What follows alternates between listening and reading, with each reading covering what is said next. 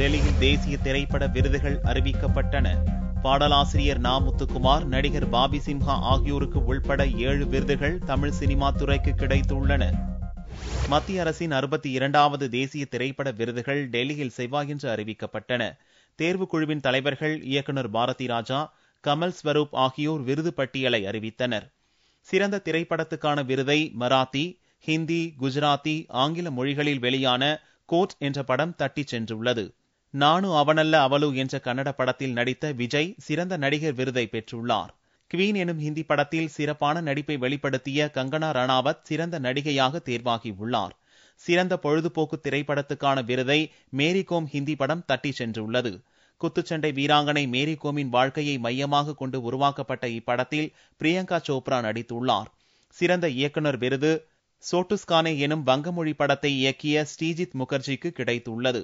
பாடல் இசைக்காக இசையமைப்பாளர் விஷால் பரத்வாஜ், பின்னணி இசைக்காக 1983 எனும் மலையாள பட இசையமைப்பாளர் கோபி சுந்தர் ஆகியோருக்கு விருது வழங்கப்படுகிறது. இவை தவிர தமிழ், தெலுங்கு, மலையாளம் என பல்வேறு மண்டல மொழிகளிலும் தலா ஒரு சிறந்த படம் தேர்வு செய்யப்பட்டுள்ளது. இதில் வெளியான கல்வித்துறை சீர்திருத்தத்தை வலியுறுத்திய குற்றம் கடிதல் திரைப்படத்திற்கு தேசிய விருது கிடைத்துள்ளது.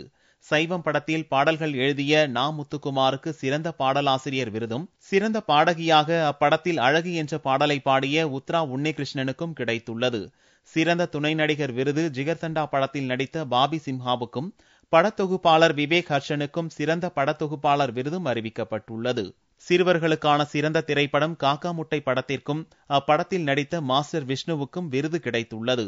தமிழ் மொழிக்கு 7 விருதுகள் கிடைத்துள்ளன. மே 3ஆம் தேதி டெல்லியில் நடக்கும் நிகழ்ச்சியில் விருதுகள் வழங்கப்படுகிறது.